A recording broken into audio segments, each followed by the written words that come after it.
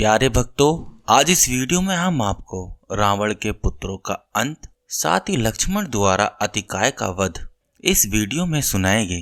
तो आप इस वीडियो के अंत तक बने रहना। कुंभकर्ण की मृत्यु की खबर सुनकर लंकापति रावण अत्यंत व्याकुल हो जाते हैं। रावण को कुंभकर्ण की मृत्यु का विश्वास नहीं होता।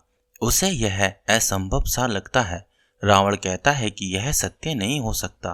कुंभकर्ण स्वयं मृत्यु का दूसरा नाम है। ब्रह्मा विष्णु महेश भी कुंभकर्ण की मृत्यु का कारण नहीं बन सकते। फिर उसकी मृत्यु कैसे संभव हुई? अपने छोटे भाई कुंभकर्ण की मृत्यु से रावण बहुत अधिक दुखी होता है और उसे लगता है कि शायद असुर जाति का विनाश निश्चित है।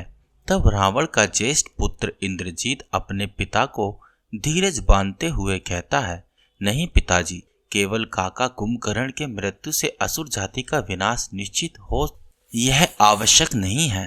कृपा करके मुझे युद्ध में जाने की आज्ञा दीजिए। मैं आज ही राम और लक्ष्मण के जीवन का अंत करके इस युद्ध को समाप्त कर दूंगा।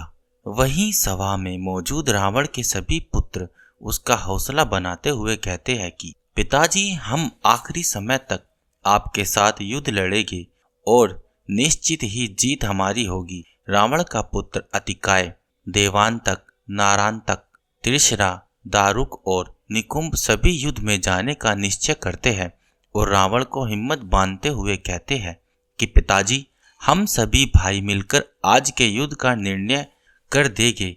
रावण की दूसरी पत्नी धन्यमालिनी का पुत्र अतिकाय कहता है कि आज वह राम के छोटे भाई लक्ष्मण का वध करके राम को अपने छोटे भाई की मृत्यु के दुख का एहसास दिलाएगा, जैसे उसने कुंभकर्ण काका को मारकर आपको दुख पहुंचाया है। यह कहकर रावण के सभी पुत्र अतिकाय देवांतक, नारांतक, त्रिशरा, दारुक और निकुंभ आदि युद्ध भूमि के लिए प्रस्थान करते हैं।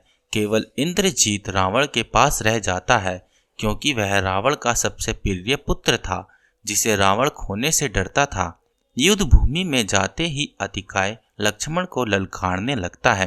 अतिकाय की ललकार सुनकर लक्ष्मण जी भी आवेश में आकर उसके सामने आ जाने लगते हैं, लेकिन तभी विभीषण जी उन्हें सूचित करते हैं कि भैया लक्ष्मण, अतिकाय बाकी योद्धाओं की तरह सामान्य योद्धा नहीं है। वह भगवान शिव से धनुर्विद्या प्राप्त कर चुका है और वह महापराक्रमी भी है। उसके बाद दोनों सेनाओं में फिर से युद्ध छिड़ जाता है। लक्ष्मण अतिकाय से युद्ध करने के लिए जा ही रहे होते हैं कि उससे पहले उनकी मुठभेड़ दारुक से हो जाती है। लक्ष्मण जी एक ही बाण में दारुक का सर धड़ से अलग कर देते हैं, जो कि अतिकाय के पास जाकर गिरता है। यह देखकर अतिकाय लक्ष्मण पर और भी अधिक क्रोधित हो जाते हैं और लक्ष्मण के साथ युद्ध करने लगता है। युद्ध में आया रावण पुत्र देवांतक महाबली हनुमान के सामने आ जाता है और दोनों के बीच में मल्ल युद्ध छिड़ जाता है। रावण का पुत्र देवांतक बहुत ही शक्तिशाली था, क्योंकि उसने देवताओं की शक्ति का अंत किया था, इसलिए उसका नाम देवांतक पड़ा था। लेकिन महाबली हनुमान जी की शक्तियों से अपरिचित था और इसलिए हनुमान जी उसे पछाड़ते हुए कभी गदा से तो कभी मुक्कों से उसकी हालत खराब कर देते हैं और अपनी मुस्तिका के प्रहार से रावण के पराक्रमी पुत्र देवांतक का वध कर देते हैं। युद्ध भूमि में अंगद और रावण के पुत्र नारांतक में घमासान युद्ध शुरू हो जाता है। दोनों योद्धा एक दूसरे पर प्रहार करने लगते हैं। नारांतक अपनी तलवार से अंगद के ऊपर प्रहार पर प्रहार किए जा रहा था, लेकिन बाली पुत्र अंगद बड़ी ही कुशलता साथ उसके सभी प्रहारों को अपनी शक्तिशाली गदा से विफल कर रहे थे और साथ ही में मौका पाकर अपनी गदा से उसको धूल चटा रहे थे। काफी समय तक युद्ध के पश्चात अंत में नारांतक भूमि पर गिर जाता है और अंगद उस पर लगातार वार करते हैं, जिससे उसकी मृत्यु हो जाती है।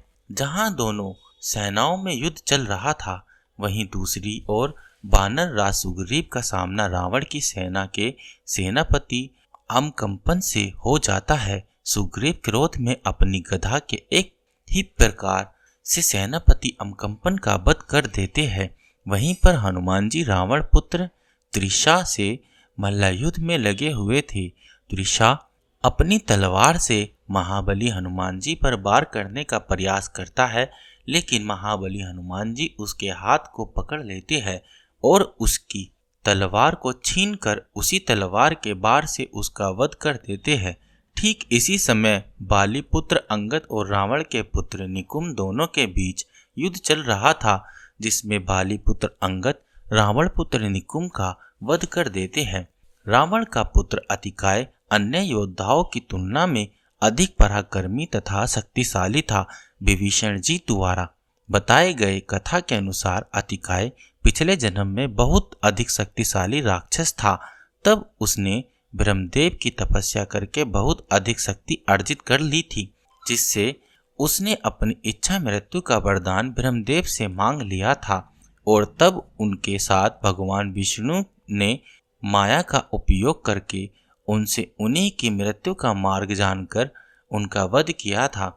उसी तरह आज भी अतिकाय उतना ही शक्तिशाली है, इसलिए वह लक्ष्मण जी को परामर्श देते हैं कि अतिकाय के साथ युद्ध करने के लिए साधारण तीरों का नहीं बल्कि दिव्य शास्त्रों का प्रयोग करना चाहिए। अतिकाय तथा लक्ष्मण दोनों सूरवीर योद्धा धनुर्विद्या में निपुण थे, इसलिए अतिकाय के साथ युद्ध करने के लिए लक्ष्मण जी को अपने सबसे श्रेष्ठ तीरों का उपयोग करना पड़ रहा था।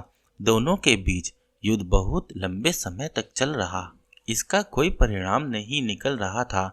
तब सूर्य अस्त होने लगता है और असुर होने के कारण अतिकाय की शक्ति और भी अधिक बढ़ने लगती है। सूर्य अस्त के बाद अपनी बढ़ी हुई शक्तियों के बल पर अतिकाय अपने रथ को आकाश में लेकर चला जाता है और वहीं से लक्ष्मण पर तीरों की बौछार करने लगता है।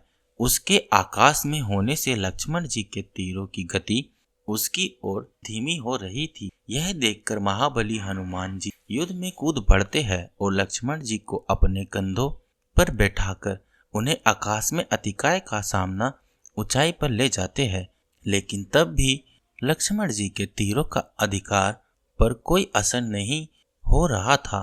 तभी ब्रह्मदेव प्रकट होते हैं और लक्ष्मण जी को बताते हैं कि अतिकाय की मृत्यु केवल ब्रह्मास्त्र से ही संभव है, इसलिए हे लक्ष्मण, आपको ब्रह्मास्त्र का प्रयोग करना चाहिए।